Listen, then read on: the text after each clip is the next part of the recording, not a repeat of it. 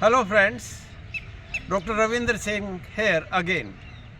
On Indian films we will speak. आज हिंदुस्तान के cinema के ऊपर बातचीत करेंगे। हिंदुस्तान के सिनेमा ने इतना ज़्यादा काम किया है, शायद और कोई भी ऐसी संस्था नहीं है जिसका कंट्रीब्यूशन हो, क्योंकि रीच हमेशा ये रही है। हिंदुस्तान के सिनेमा के बारे में एक चीज़ बताता हूँ, समय के साथ जितना वाइब्रेंट और डायनेमिक हिंदुस्तान का सिनेमा रहा है, उतना और कोई भी ऐसी चीज़ नहीं रही है। कुछ ऐसी मार्मिक सिनेमा के साथ जुड़ी हुई फिल्में जो निर्माण करती रही है हमारे समाज का, उनका मैं नाम लेना चाहूँगा। सबसे प्रमुख जो नाम आता है, जो ग्रामीण पृष्ठभूमि में जो खेती की समस्या है, उनमें दो फिल्मों का नाम लेना चाहूँगा। एक फिल्म है मदर इंडिया, जिसको बनाने में लगभग 9-10 साल लग गए थे और नरगिस का रोल भुलाया नहीं जाता, और सुक्कू लाला जी, उसका भी रोल एक तरह से मील का पत्थर था, कन्हैया लाल ने जो बनाया था। उसी के साथ 2 बीघा ज़मीन, जो आज ज़मीन किसान से छीन ली जाती है इंडस्ट्रियलाइजेशन के लिए, या गवर्नमेंट के डिफरेंट वर्क से, या कॉरपोरेट है वो कर लेते हैं।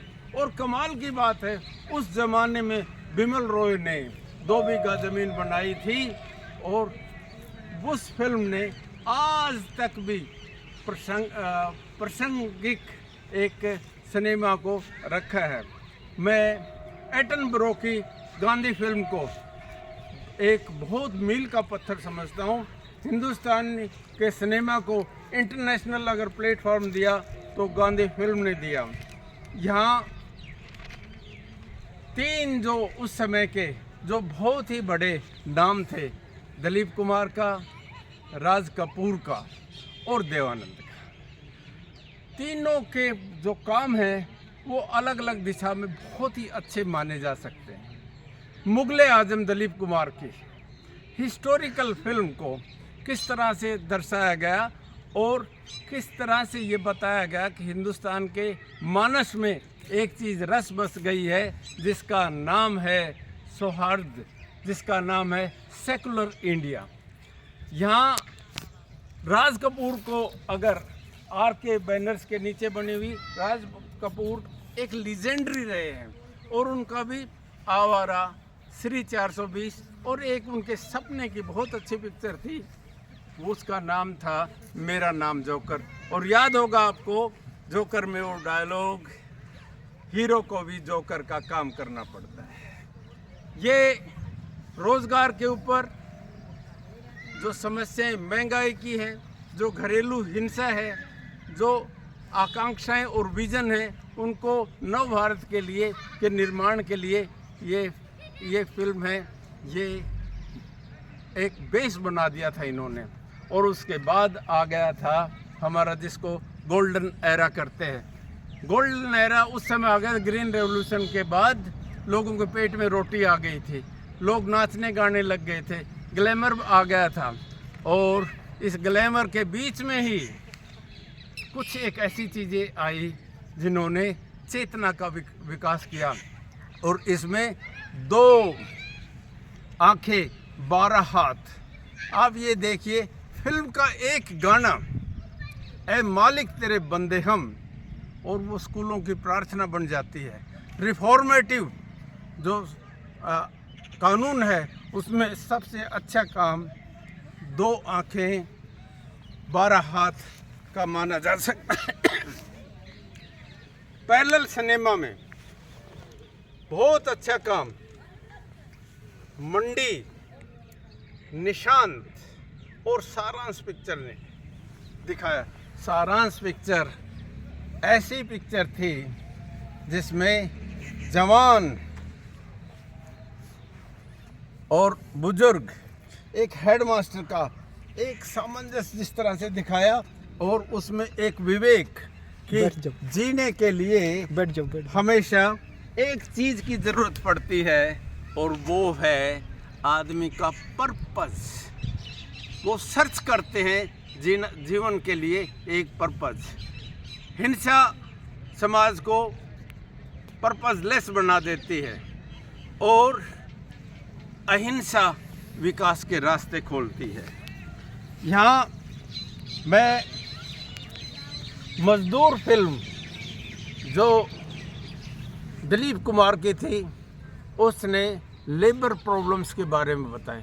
यहाँ बात मैं कहना चाहूँगा, पुलिस रिफॉर्म्स, लॉ रिफॉर्म्स और लेबर रिफॉर्म्स हिंदुस्तान में बहुत ही ज़रूरी है और इसके लिए सिनेमा का योगदान कम नहीं है।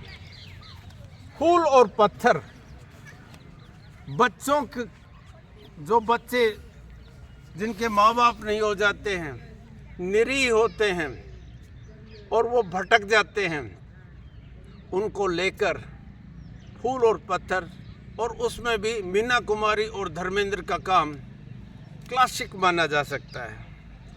हमको अगर अच्छे स्कूल नहीं मुहैया करवाते नई जनरेशन के लिए तो अपराध बढ़ जाता है, हमको जेल बनानी पड़ेंगी।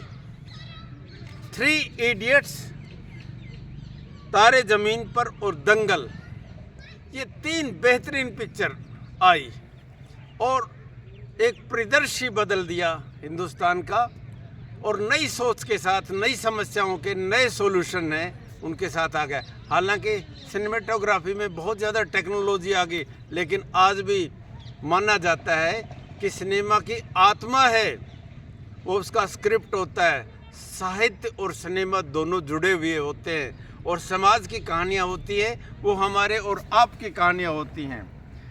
यहाँ पर मुन्ना भाई 420, न मुन्ना भाई MBBS और चलते रहो मुन्ना भाई, बड़ी अच्छी हल्की फुल्की फिल्म थी और बहुत अच्छे आप संदेश देती हुई नज़र आई।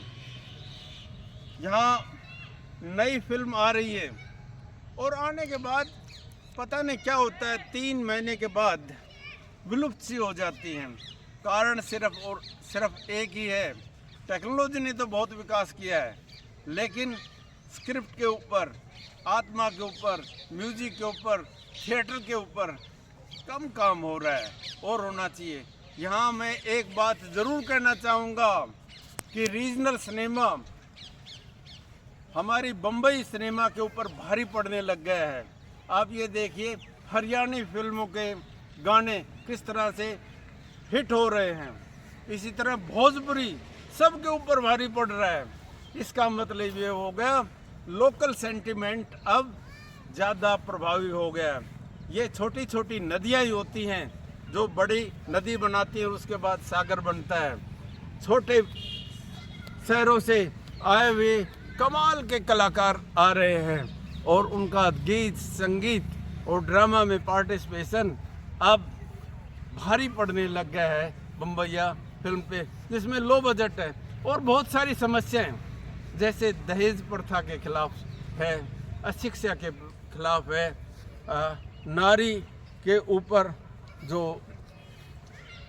क्राइम्स होते थे उनके ऊपर बहुत सारे सिनेमा बनता और सीरियल्स भी आ रहे हैं। इसके साथ हमारे पास सोशल मीडिया बहुत बड़ा काम कर रहा है। ये डिसीजन मेकिंग में प्रभाव डालने में बहुत इनका रोल महत्वपूर्ण हो जाता है।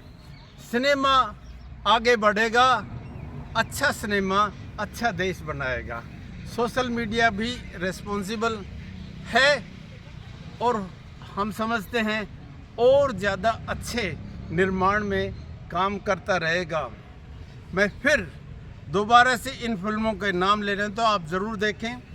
गांधी एटनबरो की, सारांश, आवारा, मेरा नाम जोकर, श्री 420, मदर इंडिया, निशांत, मंडी, 2 आंखें 12 हाथ, मजदूर, मुगले आजम, बंदनी, फूल और पत्थर, पाकीजा, गाइड, 3 इडियट्स, तारे ज़मीन पर, दंगल, मुन्ना भाई MBBS, चलते रहो मुन्ना भाई और 2 बीघा ज़मीन।